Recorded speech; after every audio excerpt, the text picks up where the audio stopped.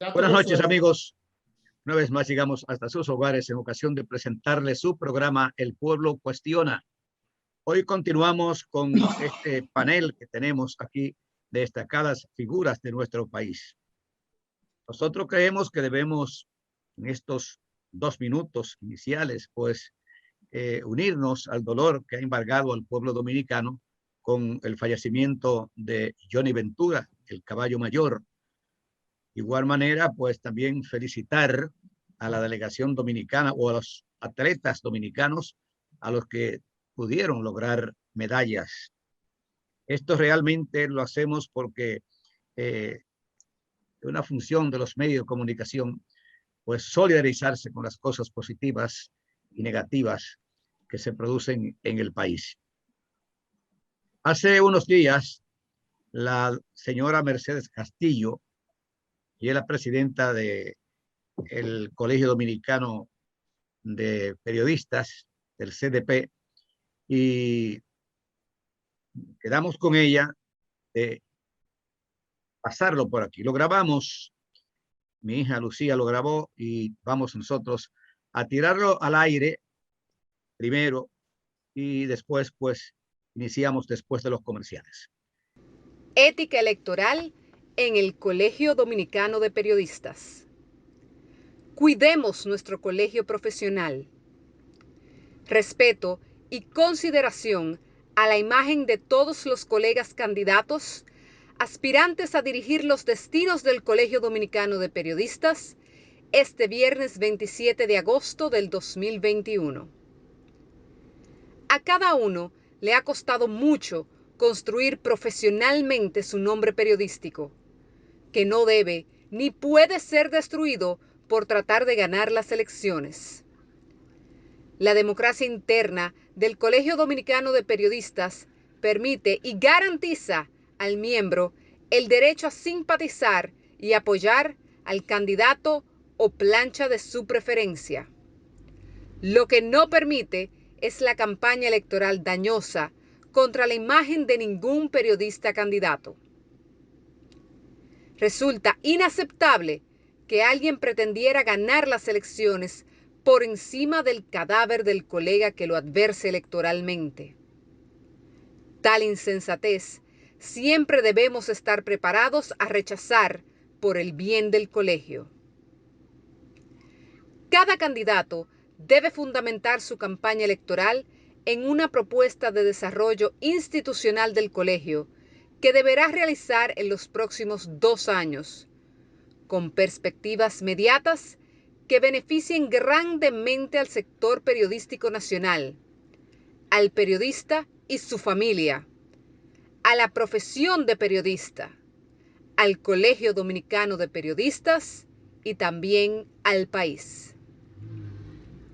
Igualmente, debe presentar el equipo de miembros del Colegio Dominicano de Periodistas con las calidades profesionales y gremiales correspondientes, responsables de ejecutar dicha propuesta de ganar las elecciones. No hay que desmeritar a ningún colega, sin dejar de tener una visión crítica de la realidad del Colegio Dominicano de Periodistas, despojada de sectarismo, resentimiento, venganza u odio. Debemos ver con responsabilidad y objetividad los logros alcanzados por la institución hasta el momento, ponderarlos con madurez y no desconocerlos por mezquindad electoral, pues en nada contribuirá a que el Colegio Dominicano de Periodistas siga avanzando. Asimismo, debemos ser críticos con las cosas que deben superarse. Ningún ser humano, dirigente, institución o país es perfecto. Todos somos falibles y proclives de cometer errores. Lo importante es reconocerlos, corregirlos y seguir avanzando. Desarrollar una campaña electoral destructiva en el Colegio Dominicano de Periodistas solo contribuirá a su debilitamiento institucional, y a eso no debemos comprometernos por el bien de todos. Cuidemos nuestro colegio profesional, pues nos agrupa y representa. Y eso es muy importante para todos. Bendiciones. Mercedes Castillo, Presidenta, Colegio Dominicano de Periodistas. Continuamos, amigos. Vamos a cumplir con nuestros compromisos comerciales.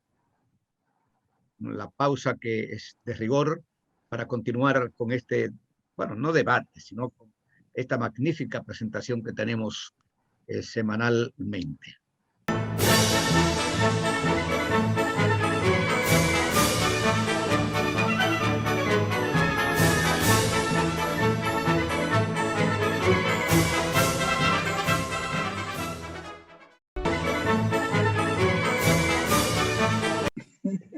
Iniciamos.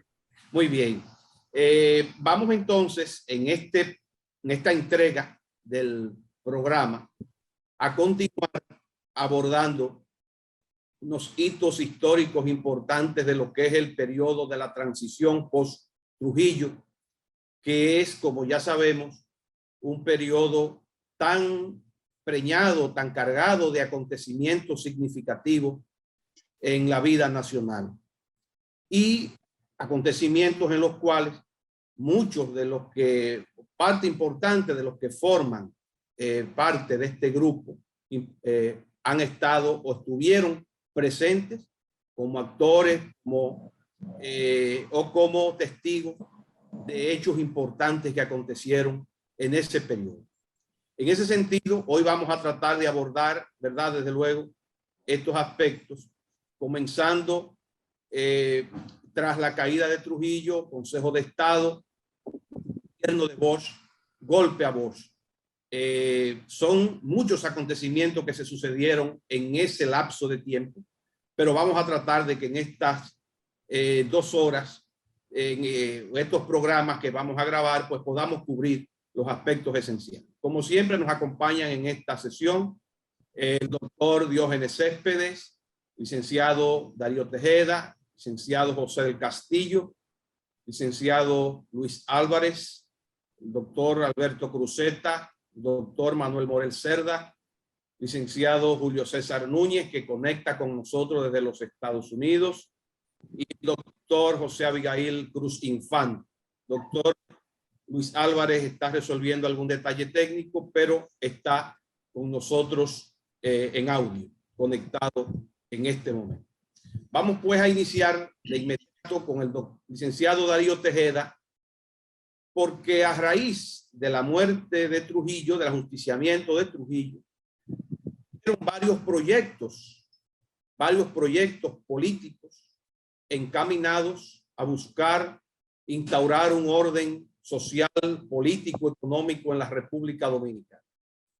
Darío, te vamos a pedir entonces que nos aborde de manera general cuáles fueron esos 3 proyectos fundamentales, porque hubo un proyecto de derecha, un proyecto de centro y un proyecto de izquierda. Entonces, para que tú nos hagas una radiografía general, porque tras esos 3 proyectos se van a hilvanar muchos de los acontecimientos que nosotros vamos a abordar en este periodo histórico que nos toca abordar.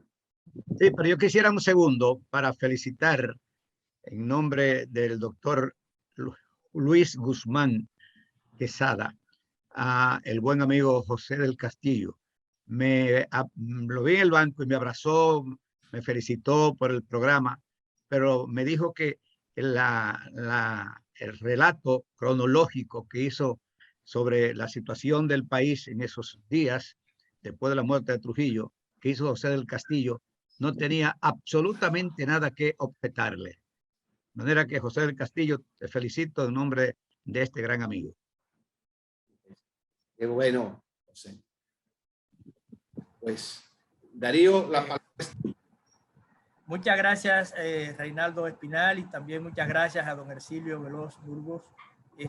Creo que es importante establecer que a la muerte de Trujillo, en mayo de 1961, la confrontación principal en el país se planteó entre el trujillismo y el antitrujillismo, que era una contradicción que venía ya establecida desde 1930. desde el propio principio de la dictadura. Pero con la muerte del tirano no murió la tiranía.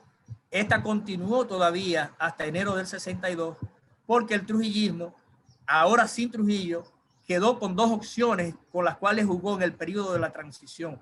En primer lugar, la continuidad del trujillato a través de la familia Trujillo, o bien a través del proyecto encabezado por Joaquín Balaguer, que a la sazón era el presidente titular títere, dicen muchos, de la República. Pues bien, en noviembre de 1961 se produce la fractura de estos dos sectores del trujillato, que se mantenían unidos hasta ese momento, con la salida de la familia Trujillo, quedando Balaguer encabezando el bloque trujillista ya debilitado hasta enero de 1962, cuando el propio Balaguer huye del país.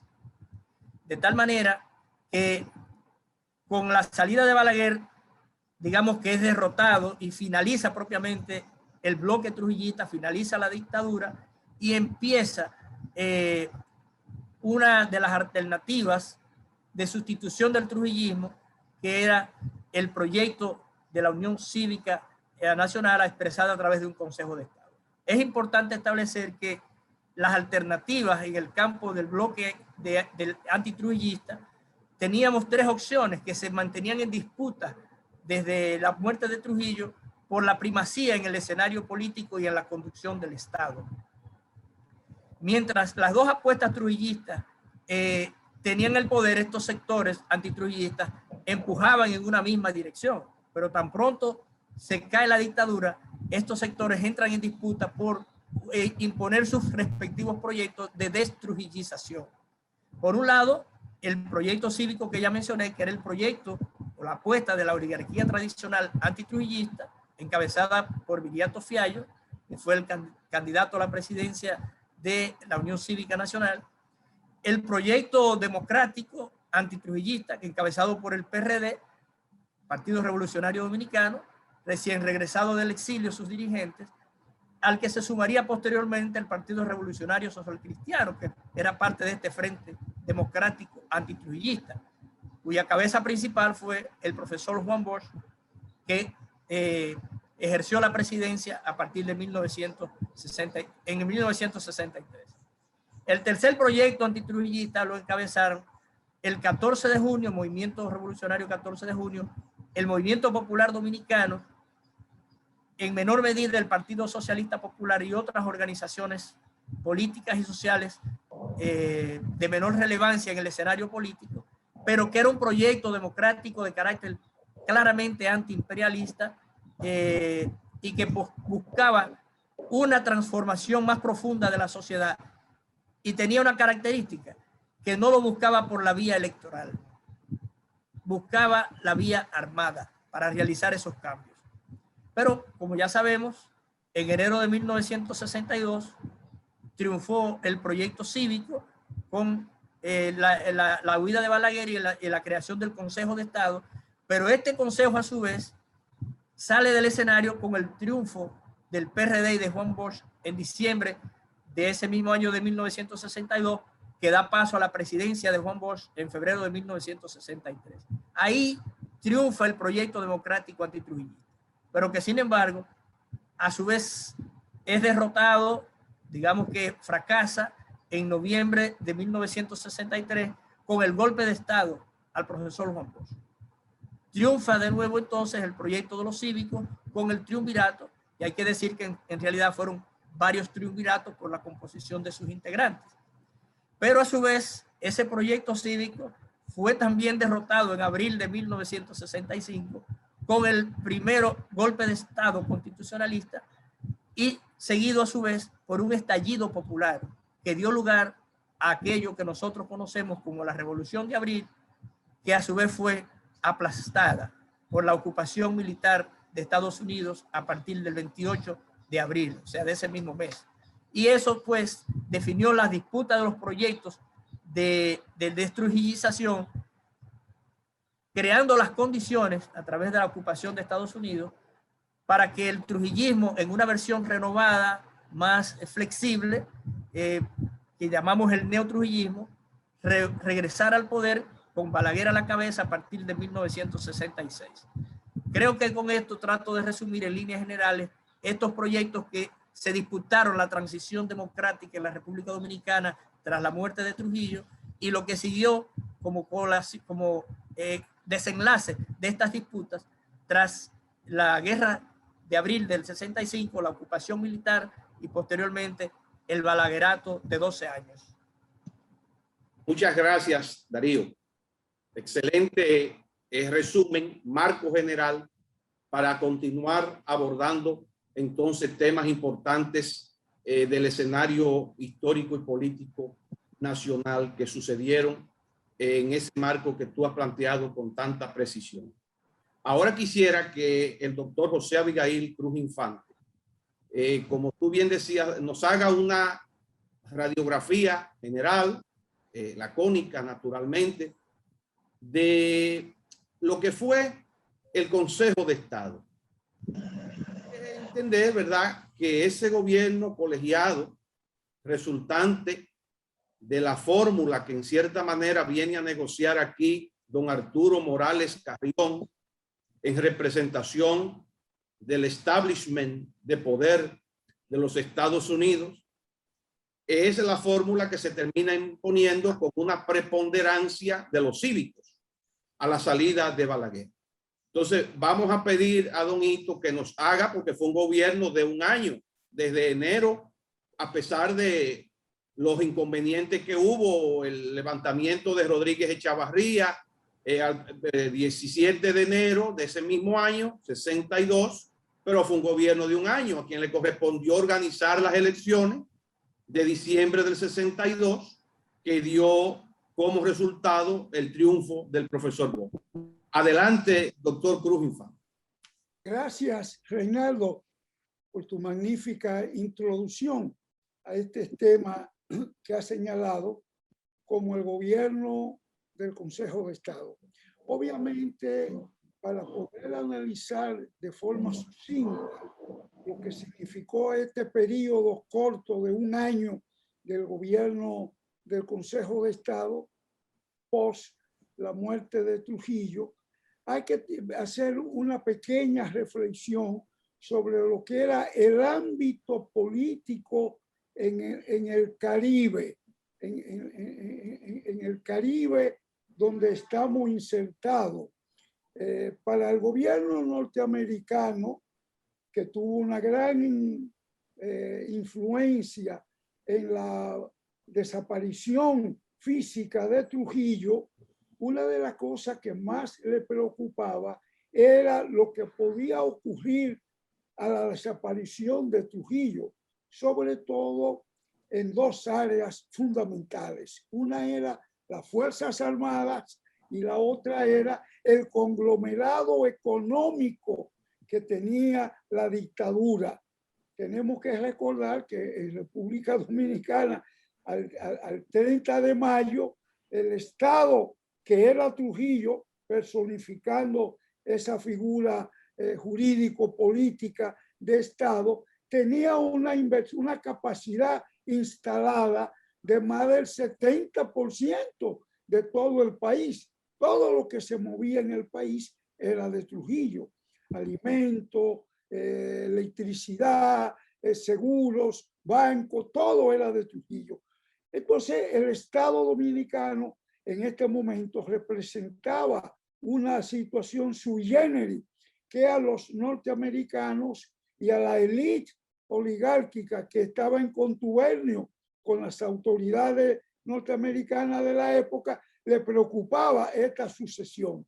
De ahí que para poder instalar un gobierno que estuviera distante de los movimientos revolucionarios, que garantizara una transición ordenada en las Fuerzas Armadas y que preservara las instalaciones industriales y económicas heredadas de la dictadura, era sumamente importante tener un gobierno que gozara de cierto nivel de aceptación, pero como en el país no habían líderes ni figuras políticas, hubo entonces que comenzar a ver la posibilidad de que esa facción del post-trujillato que representaba a Joaquín Balaguer debía jugar un papel estelar en eso.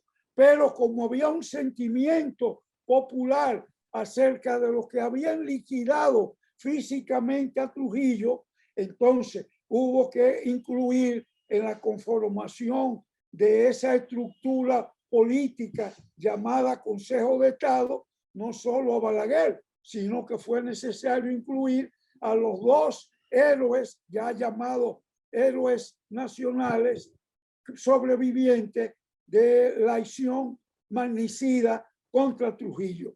Pero al mismo tiempo había que colocar un representante de la Iglesia Católica, que era una fuerza espiritual de alta incidencia en la vida política, social y económica del país, aunque había tenido un gran compromiso en el pasado con Trujillo, tuvo sin embargo un rol significativo en lo que fue la denuncia contra la etapa final en la vida del dictador, con la famosa carta pastoral de los obispos, que creó una denuncia que caló en la conciencia nacional.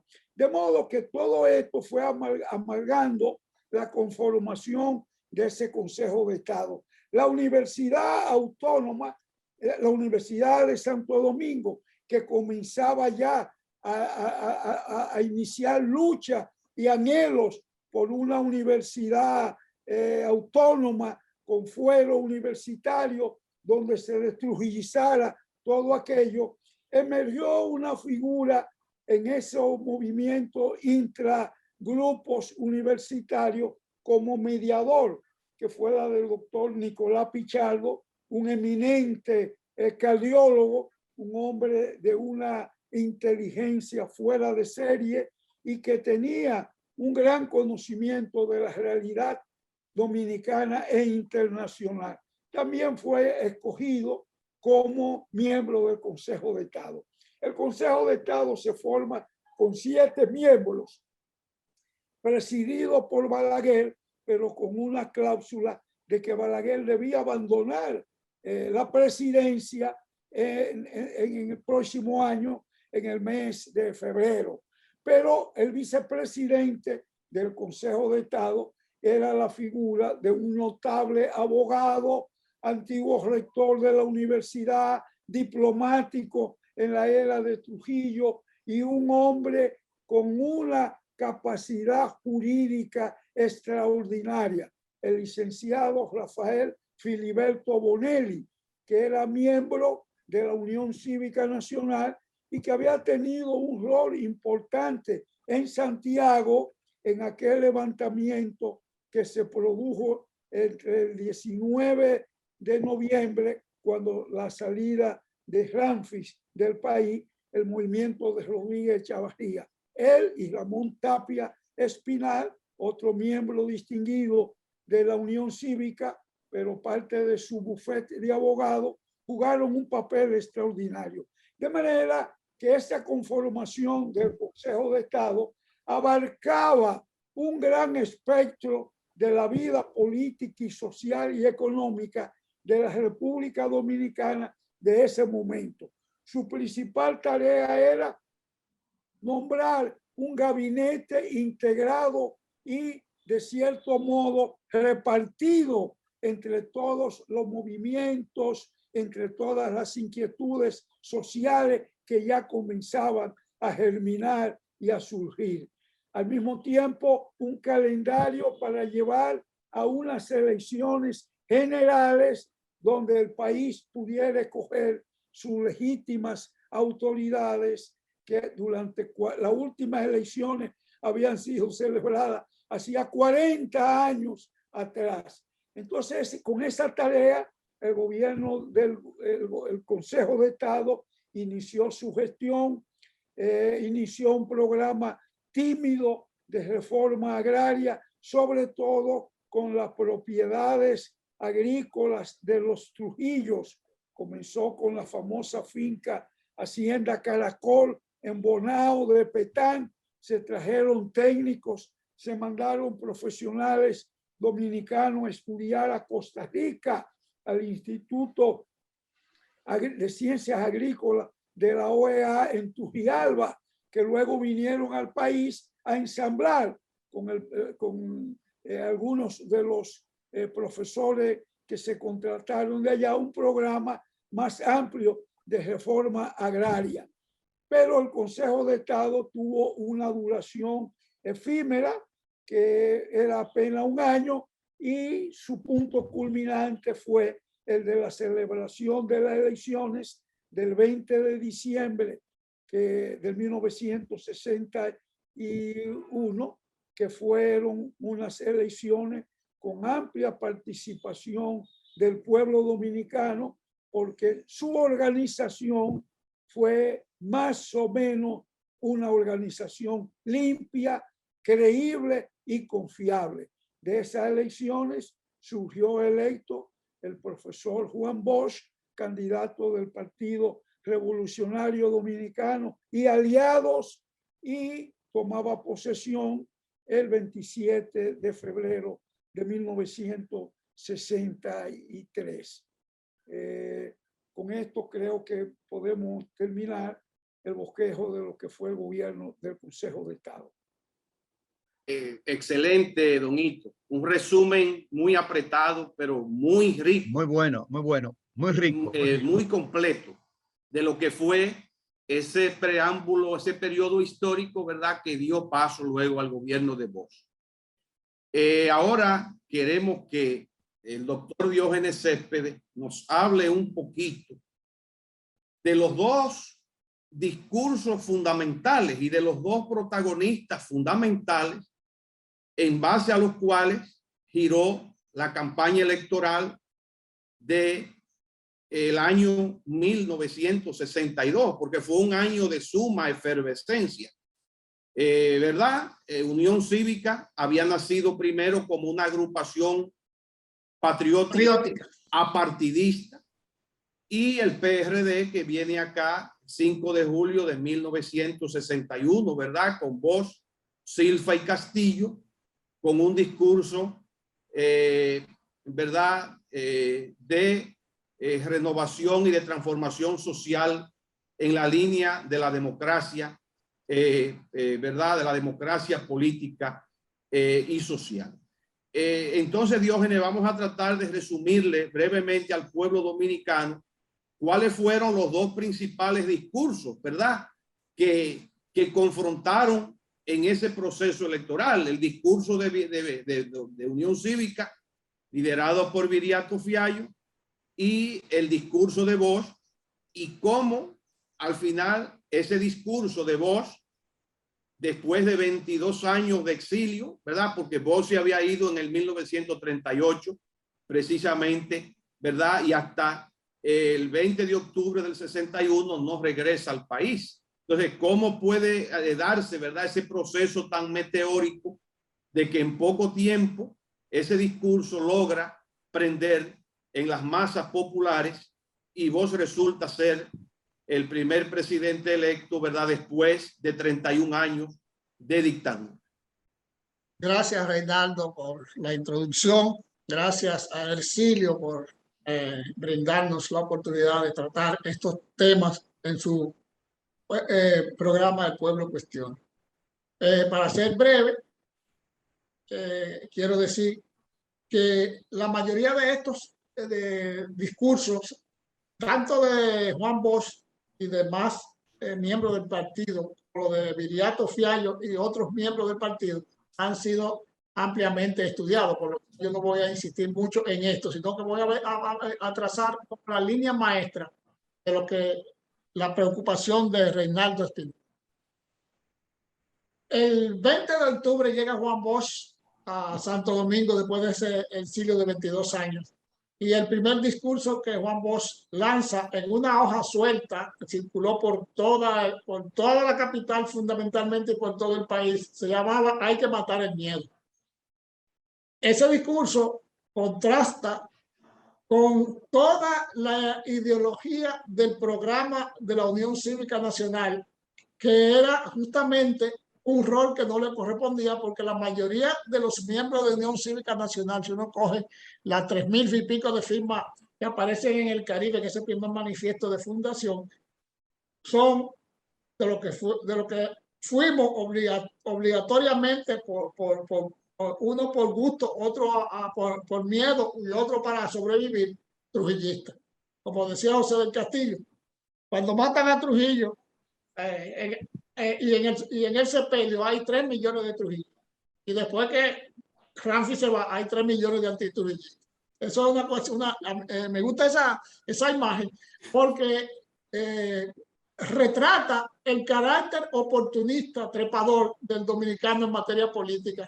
Es decir, que él ha sido estudiado por los grandes teóricos, Américo Lugo, ¿cómo se llama? Moscoso Puello, Corpito Pérez, ese carácter del dominicano, ese carácter trepador. Pero bueno, el discurso de voz, hay que matar el miedo, es el discurso de un hombre al cual no se le ha querido reconocer que tenía una gran formación política y un gran conocimiento de la realidad social dominicana, a pesar de que quienes tratan de desconocerlo, ignoran. Juan Bosch es un político que desde que salió de aquí del país se fogueó en un ambiente de poder y sobre todo del país del Caribe más poderoso desde el punto de vista industrial, desde el punto de vista cultural, desde el punto de vista literario, etcétera, que fue Cuba. En los dos gobiernos de Prío, de Grau San Martín primero y de Prío después, donde Juan Bosch tuvo una preponderancia importante, es el fogueo de Juan Bosch, pero no solamente por ser Juan Bosch, sino porque cuando Cotubadama Enrique va a Puerto Rico a buscar a Bosch, a proponerle a Bosch que encabece la oposición de Trujillo al mudarse a La Habana a trabajar en las obras de Hostos. Juan Bosch, lo han visto ustedes que él se negó porque él decía que no tenía condiciones de político. Y entonces justamente Cotubadama es que Enrique es que le dice que el único que puede encabezar la oposición real al gobierno de Trujillo es él. Y Juan Bosch le propone, y eso está documentado por el mismo discurso de Bosch, le propone que sea Jiménez Grullón el que lidere, por ser hombre de prestigio social, nieto de presidente, bisnieto de presidente, hijo de bisnieto de Juan Isidro Jiménez. Es decir, que era un hombre que tenía un prestigio social y era miembro de esa oligarquía. Y el Cotubana más convence a Juan Bosch de que es él el que debe dirigir ese puesto. Entonces, pues, hay que reconocer a Bosch esa capacidad política que tenía, pero no solamente la capacidad política, sino la capacidad de un escritor ya premiado, un hombre que había viajado por todos los países de América Latina en función, no de presidente todavía del PRD, sino en función del articulador de la unidad del exilio dominicano en Venezuela, en México, en Nueva York, etc. En cada uno de los países donde Juan Bosch viajó fue con ese encargo. O sea, de modo que es un hombre que viene aquí con un saber hacer, con un conocimiento de lo que es la realidad social dominicana. Y si no, tienen ahí los libros que Juan Bosch escribió antes de llegar a la República Dominicana, es decir, Trujillo, causa de una dictadura sin ejemplo, etcétera. Y tienen todo el prólogo a la obra de Jiménez Grullón, que le escribió el libro Jiménez Grullón allá en Cuba, que se llama La República Dominicana y historia de su pasado y presente, etcétera, de su porvenir. De modo pues que ese discurso de Juan Bosch sepulta y catapulta la forma de hacer política de la Unión Cívica y la forma de hacer política de los trujillistas y plantea todos los elementos de la democracia popular, de la democracia participativa, de lo que fue el APRA, de lo que fue esa democracia representativa, pero con ese carácter eminentemente social que fue al que los americanos le temieron extraordinariamente a partir del triunfo ya de la Revolución Cubana y de la declaratoria o del vínculo de la Revolución Cubana con el socialismo. Entonces, ahí en ese contexto hay que ver ese discurso de Juan Bosch y la caída no solamente de Juan Bosch, sino de la caída en cascada de todos los otros gobiernos democráticos representativos que se parecían al de Juan Bosch, comenzando por Villeda Morales hasta terminar Guatemala, etc. Entonces, en esa confrontación, el discurso de Juan Bosch tiene una penetración enorme. Además, recuérdense que Juan Bosch comienza inmediatamente la cátedra magistral de lo que es la política popular a través del programa Tribuna Democrática, que le abre la puerta a través de la emisora de Perea Peña, Radio Comercial, le abre las ondas hercianas a Juan Bosch a nivel del país entero. Y esa penetración de Juan Bosch, ese discurso, ha sido también muy estudiado por los sociólogos, etcétera, aquí en el país, para mostrar justamente lo que se llama una estrategia política exitosa, contrariamente a la del discurso de Viriato Fiallo, que es un discurso de confrontación incluso a las élites trujillistas que estaban gobernando a través de Balaguer, el Consejo de Estado, etcétera. Y además esa campaña de destrujillización dio también a Viriato Fiallo y a su partido, que era una campaña que venía no de Viriato Fiallo, eso venía de lo que bajo cuerda del grupo de Gianni Vicini, de Don David Cabral y la gente que estaba en Washington, de los oligarcas, para tratar justamente de apoderarse de todo el poder político de la República Dominicana. El discurso de los 7 látigos de Viriato Fiallo no pudo ser más nefasto y acabó justamente sepultando a la Unión Cívica Nacional desde el momento mismo en que ella controló el Consejo de Estado. Ese discurso también del basta ya, que fue muy aplaudido, si Viriato hubiese seguido esa línea por ahí, quizás hubiese empalmado más con los sectores populares. Pero el 14 de junio, el Partido Nacionalista de Corpito Pérez y el MPD se encargaron de desmistificar el antitrujillismo del Consejo de Estado. Esa fue una campaña bestial a través del periódico del 14 de junio, a través del periódico del MPD, etcétera, y a través del verbo corrosivo de Corpito Pérez Cabral a demostrar el carácter trujillista del Consejo de Estado, que exceptuando quizás a Nicolás Pichardo y a Fernández Caminero, si mal no recuerdo, que en cierto modo representaba como el sector moderado de la izquierda dentro del Consejo de Estado. Si no me equivoco, él fue miembro de ese Consejo de Estado, Fernández Caminero. Sí. Entonces, el 14 de junio el MPD y Corpito Pérez y el PSP se encargaron de demostrar el carácter trujillista de ese Consejo de Estado. Así, todo, comenzando por Bonelli y por Balaguer, que habían sido hasta el 60 todavía Bonelli era secretario de Estado del Trabajo de Trujillo. De modo pues que eso fue una campaña bestial que a la luz de la confrontación política favoreció a Juan Bosch sin él buscar. Ese Juan Bosch no tuvo que hacer el trabajo de desmontar el trujillismo, no se lo hicieron el 14 de junio el MPD y Corpito Pérez Cabral. De modo pues que ese discurso de Bosch tuvo la penetración a nivel nacional, a nivel popular, a nivel de los intelectuales. Yo mismo, que era del 14 de junio, cuando el 14 de junio llama a no votar por Juan Bosch, yo quería votar por Juan Bosch. Claro, yo era un hombre disciplinado y no voté por Juan Bosch, voté por el 14 de junio. Pero el sentir de los intelectuales, de la clase media pensante, era que había como que apoyar a Juan Bosch para salir de ese Consejo de Estado y salir en cierta medida.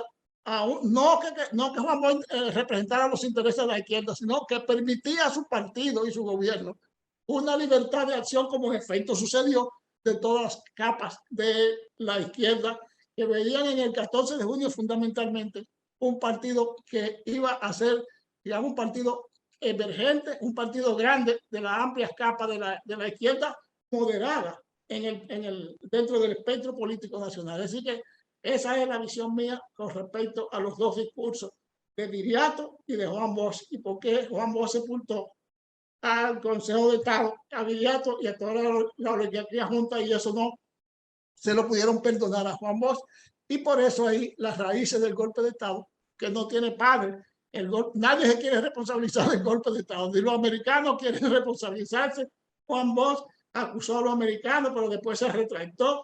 Juan Bosch después agarró, atrajo a su seno a Elías Hues y a Fernández Peche, los dos que habían sido de los elementos más conspicuos en contra de Juan Bosch. De modo porque nadie quiere hacerse responsable del golpe de Estado. Los agentes de Viriato, los familiares dicen que Viriato no participó del golpe, pero está en el carro yendo a Palacio Nacional al reparto de los cargos. De modo pues que esa es la situación con respecto a esos dos grandes discursos de Viriato Fiallo y de Juan Bosch.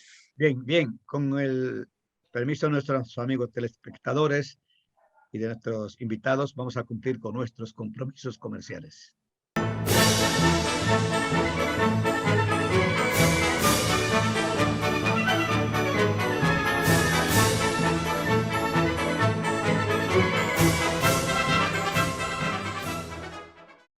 Continuamos, amigos, con El Pueblo Cuestiona, hoy con la honradora presencia de un grupo de destacados hombres públicos, historiadores, en fin, y justamente quisiéramos nosotros que este programa tenga la misma audiencia que tuvo el del sábado pasado, por la llamada que me han hecho y sobre todo la participación de José del Castillo, que todo el mundo me habla de eso. Adelante, señor coordinador.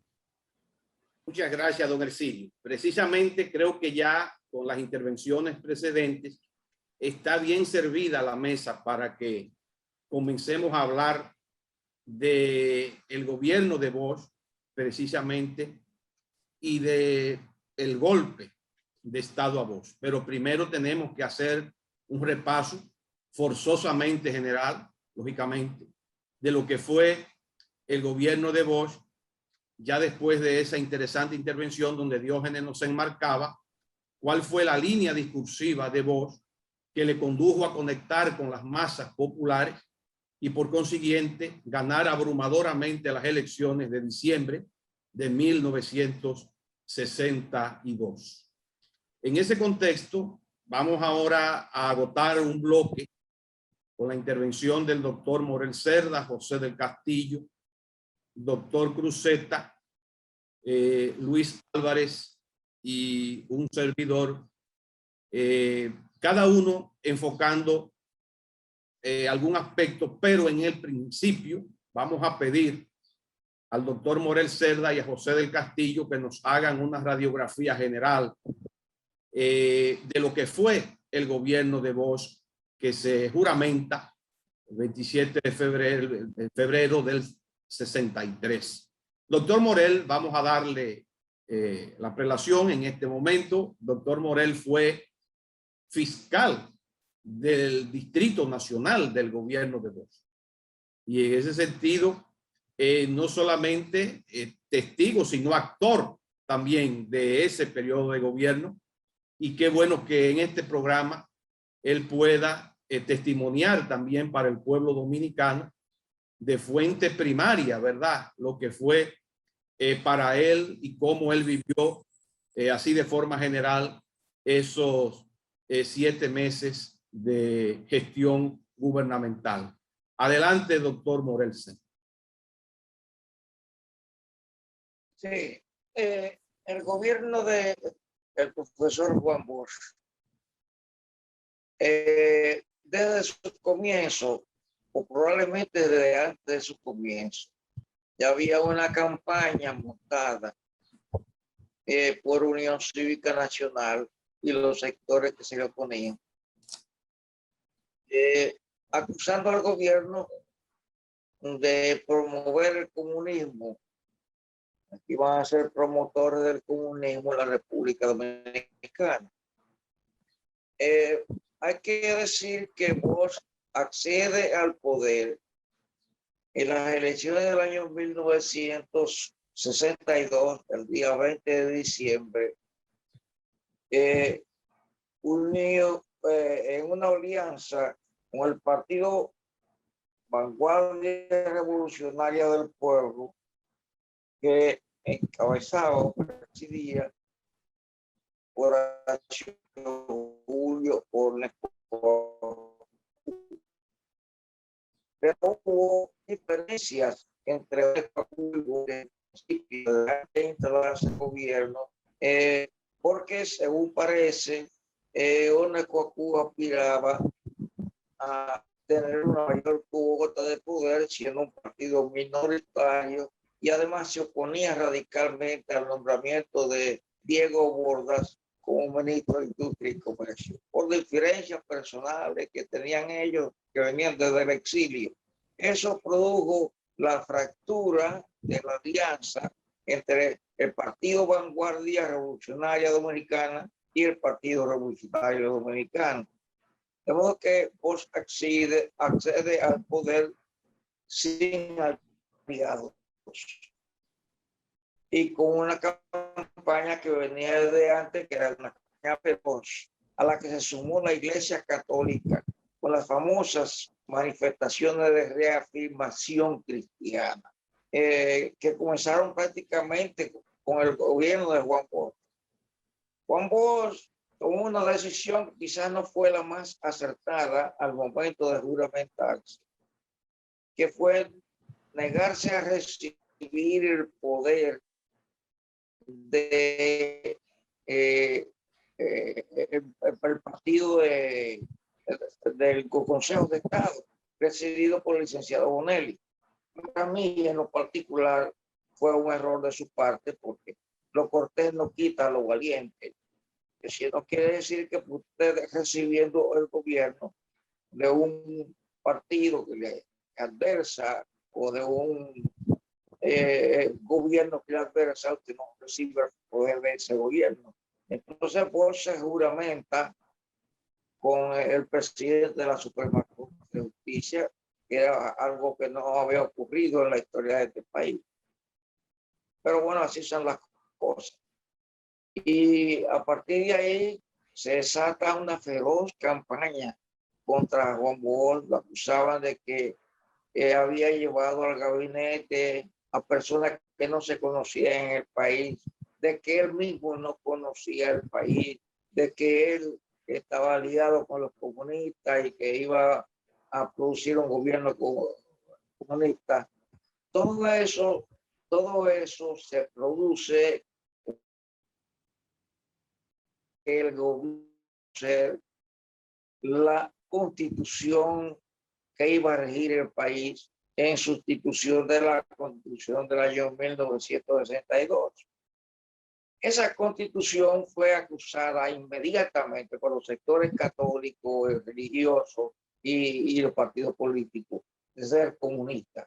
Pero esa constitución era una copia casi textual de la constitución del año 1942 de Cuba, en el gobierno de Grau San Martín. De modo porque aquello fue una campaña absurda, con ninguna instrucción al respecto acerca de la procedencia de esa constitución. Y bueno, porque la constitución establecía separación entre la iglesia, eso bastó para que acusaran al gobierno de Bosch de comunista. De modo que con esa impronta, con esa marca, con ese sello de fábrica, comienza Juan Bosch a construir un gobierno en duras condiciones, porque tenía toda la oposición en su contra, porque Vanguardia del Pueblo comenzó entonces ya a través de la columna de su hermano Germán Emilio Corona Facú, director del Caribe, a quien Balaguer le había regalado el periódico, a desatar una campaña feroz. Por los medios televisivos, la campaña también fue absolutamente feroz. Se alzaron una cantidad de voces a proclamar discursos difamatorios contra Bosch, lo llamaban el oejo, y una serie de diatribas y de epítetos injuriosos. La fiscalía tuvo una actividad muy fuerte, porque tuvo que enfrentar esa situación y, de hecho, llevar a la cárcel a muchos de esas personas que se encontraban en esos menesteres, de los cuales fueron a la cárcel Francisco Valiente, Federico de Andújar, Bonilla Ibar, etcétera, etcétera. A propósito de Bonilla Ibar era un comentarista de radio y televisión, muy fugaz, muy empático, muy agitador, y El programa que tenía él en el canal 7 de Raitel era un programa que se había erigido un toque de queda a las 7 de la noche. Y desde ahí pues, se hacía prácticamente un mitin político casi todos los días en contra del gobierno. Entonces, el fiscal de turno, que lo era, todavía no lo era, pues, era José María Costa Torres. De alguna manera, de color de esa fiscalía, que el programa iba a ser interrumpido por un ayudante fiscal o por la fiscalía del distrito. No era el fiscal. Y bueno, se montó allí un espectáculo verdaderamente penoso. Ahí incluso hubo un personaje de la política dominicana, el doctor Bienvenido Mejía, que llegó a ser mi amigo, pero francamente ahí incurrió en el error de hacerle un llamado al general Inver para que salvara la patria. O de que las cosas se iban calentando, se iban poniendo de una manera absolutamente turbia. Perdón, eso fue en abril del 63. Inver, sálvanos. Abril del 63 fue eso. 63. Eso fue en el 63. Sí, Entonces, 63. pues, yo sigo, pues, bregando con todas esas actividades. Un día yo salgo muy tarde de la fiscalía porque había un trabajo inmenso en la fiscalía.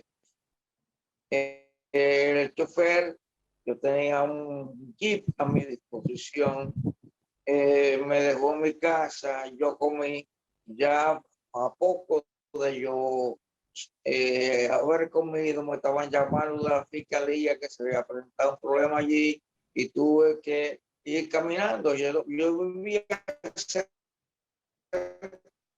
relativamente del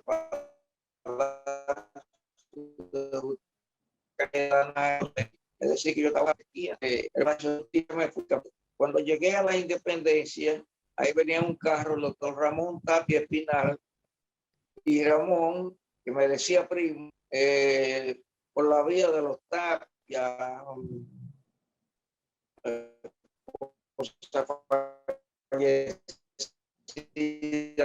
mía, los tíos de San Francisco, pues eran de San Francisco de Macorís. Ramón Tapia era de La Vega, pero también se decían primos. Bueno, esa relación de primazgo que yo no pude establecerla nunca, se trasladó a mí. El asunto es que cuando él me ve ahí, se para, digo, para la fiscalía, súbete. Y me dice, aquí va a pasar una. Yo, para no hacerme, le dije, sí, yo estoy enterado de algo. En verdad yo estaba enterado de algo, de que se estaba moviendo algo raro. Aquí va a pasar una cosa muy grande, ¿no? Digo, bueno, yo no sé si eso va a ser para bien o para mal del país. Pero en mi opinión, yo creo que va a ser para mal del país. Sí, porque nos hemos vuelto locos, estamos... Bueno, el asunto es que ya yo estaba al tanto de los movimientos que había, sobre todo en San Isidro. San Isidro era un foco de agitación permanente.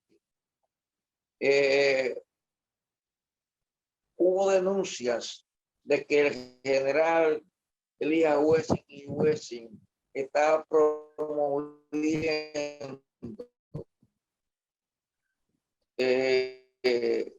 la ruptura del Pombo y que estaba reuniéndose con civiles que acudían allá. Y además, estaba el mayor Rolando H., el padre Marcial Silva, el padre París, que nunca se mencionaron estas cosas, nacionalidad argentina y muchos otros que estaban en esos menesteres.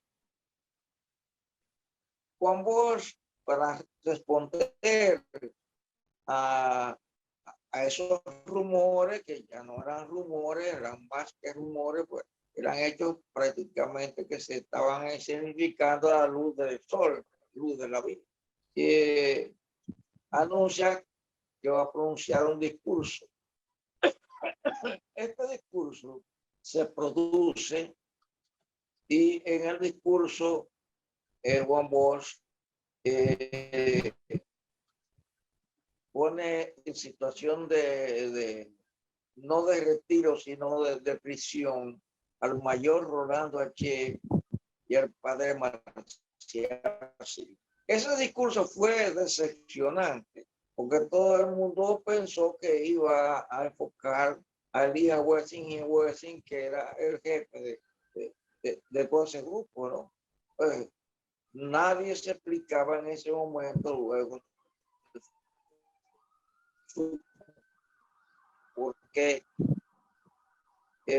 como la emprendió, no tomó ninguna de la Wessing, sino únicamente porque era mayor y contra el padre Marcial Silva, el capellán de la fuente. Ellos se quedaron dentro de la base, desarmados, seguían su labor de agitación y los civiles seguían acudiendo allí, manipulando toda la situación y manejando todo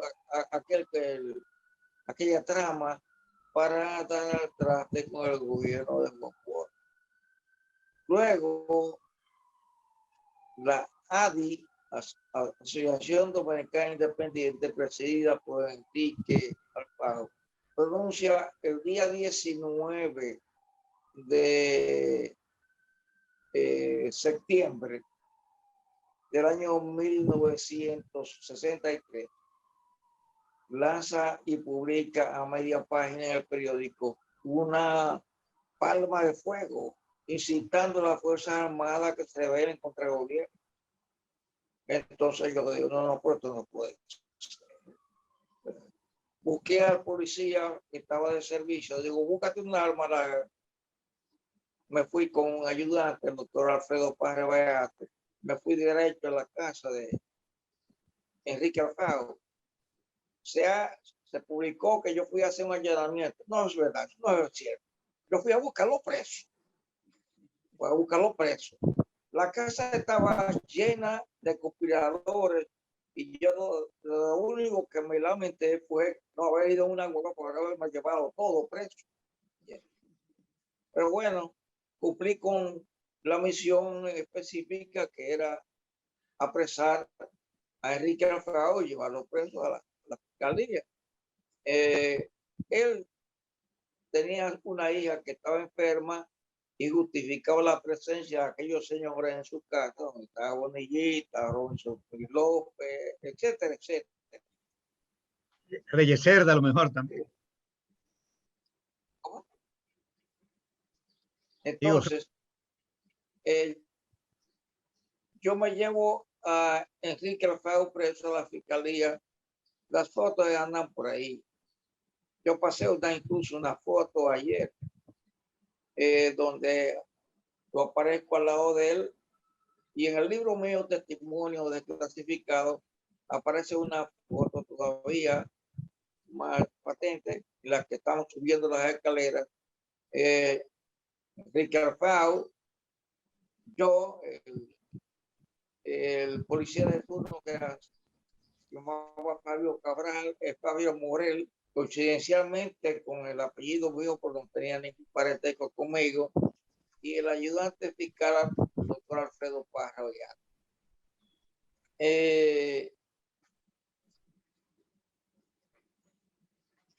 Cuando yo llego a la fiscalía, yo ni siquiera entendí absolutamente nada a Enrique Alfaro. Digo, emitan una orden de prisión contra este hombre. Por esto, el hombre no dijo no, ni quiso. Y de ahí pues fue conducido a la prisión. Media hora, una hora después, se aparece el doctor Ramón Tapia y me dice, no hemos vuelto locos. Esta es una barbaridad. Yo no sé qué es lo que está pasando en este país. Como haciéndose loco. Fíjate, Enrique Alfaro, lo que se mete, incitando a las Fuerzas Armadas que den un golpe de Estado. No hemos vuelto locos. Digo, bueno, afortunadamente para Enrique Alfaro es una prisión correccional. Él puede salir bajo fianza. Sí. Tú te digo, bueno, pues que le va la fianza porque yo no puedo negar la fianza, yo tampoco puedo violar el derecho. Que elevó un recurso de solicitud de libertad provisional bajo fianza y yo opiné una fianza alta, pero esta gente tenía recursos para pagarla y él salió en libertad prácticamente el mismo día. Esa situación produjo algo en las Fuerzas Armadas que casi da al traste con el golpe de Estado, porque Belisario Peguero se había sumado al golpe en los últimos momentos y el coronel José de Jesús Murillo López, que estaba en la policía y que luego llegó a ser un buen amigo mío, pero yo tengo que decir la verdad. Cuando Belisario llega a la policía, lo increpa y le dice, usted tiene un compromiso con nosotros y usted le ha dado la fuerza pública al fiscal de distrito. Y Belisario se defendió con la verdad. Yo no le he dado ninguna fuerza pública a ese señor. Él actuó por su cuenta. Bueno, el asunto es que ese asunto se detuvo más o menos ahí. Pero tengo que afirmar, tengo que puntualizar que no todos los jefes militares estaban de acuerdo. Habían algunos que eran bastante agitadores y otros que estaban en una posición dudosa.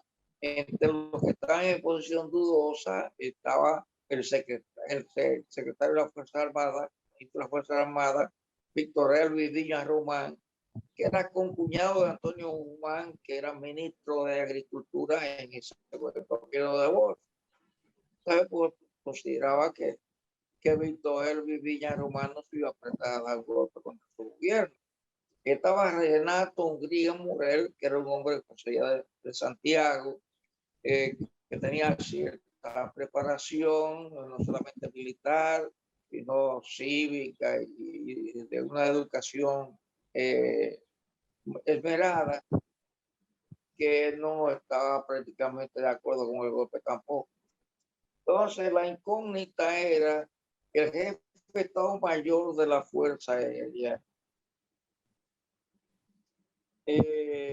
Atila Luna Pérez, general Atila Luna Pérez. Bosch se lleva en un intercambio de cómicos, como decía la Unión Cívica Nacional, Atila Luna Pérez para México. En México nos mandan de allá para acá a Cantinflas, que no había querido venir al país porque Cantinflas era un enemigo radical de los gobiernos dictatoriales. Entonces, el propósito de Bosch era ganarse la confianza y ganarse el apoyo del general Atila Luna Pérez, porque sin ese apoyo no podía haber un golpe de Estado.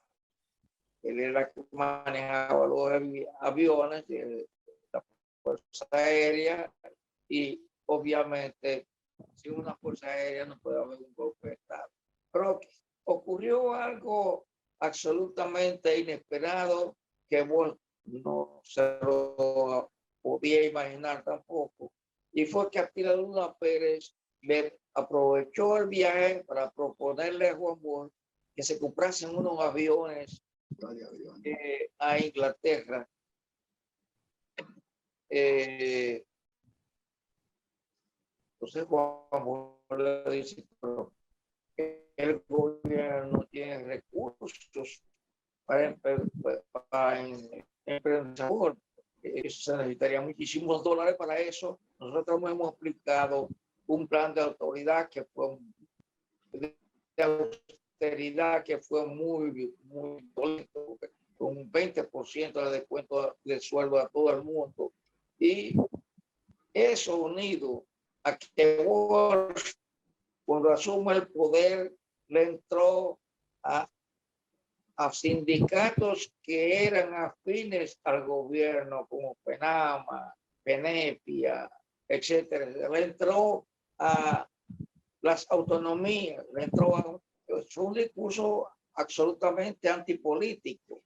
No sé en qué estaba pensando en ese momento, pero el discurso fue absolutamente antipolítico. Es decir, que se fueron sumando una serie de factores que crearon el clima propicio para el golpe de Estado.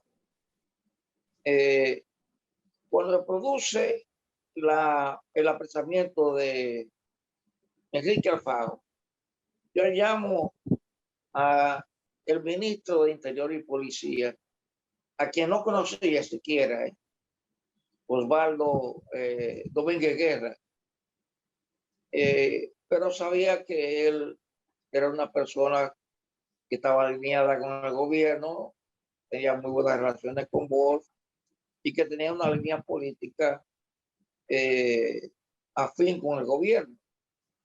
Lo llamo, él se encontraba en el Palacio Nacional. Entonces me dicen, si usted quiere podemos darle el número del antedespacho. Digo, deme el número del antedespacho. Yo llamo al antedespacho y me pasan a Domínguez Guerra, que estaba en ese momento dentro del despacho con Juan. Le digo a Domínguez Guerra textualmente, pero nosotros nos vamos a dejar a dar un golpe de Estado. Respuesta de Domínguez Guerra, ¿y tú estás en eso? Digo, Dios mío, porque estamos perdidos. Déjate poner al profesor Juan Bosch, que está aquí a mi lado, para que tú hables con él. Usted tarda un minuto. Cuando regresa un minuto, mira, el profesor Juan Bosch está ocupado en unos asuntos, no va a poder atender el teléfono, pero me dice que después habla contigo. Es decir, que no pude hablar con Juan Bosch tampoco. Yo me quedé en el limbo porque digo, estamos perdidos. Si no hay forma de contrarrestar esto, estamos perdidos. Aquí viene el golpe de Estado y viene rápido. Me entero también de que el coronel Fernández Domínguez había acudido a algunos oficiales a la casa de gobierno y hablaron con Juan Bosch para decirle que ellos podían contrarrestar ese movimiento golpístico. Y Juan Bosch le dijo que no, que entendía que eso no era procedente, que eso podía traer trastorno y demás. Es decir, que los desalentó total. De modo que Juan Bosch quedó en estado de indefensión. Ese estado de indefensión produce el golpe de Estado entre oficiales que estaban convencidos de que había quedado un golpe de Estado y otros que estaban de manera indecisa, que sumaron a última hora. Y lamentablemente la República Dominicana sufre un colapso de su intento democrático que iba a costar mucha sangre y mucho dolor al país en los próximos años. La revista o el boletín de la Comisión Internacional de Juristas, con un asiento en La Haya, se pronuncia en contra de los abogados. Y en ese pronunciamiento dice que no solamente que los abogados, ni siquiera los abogados protestaron contra el golpe de Estado. Estaba instalada ya la doma y ahí yo tomé una participación de manera activa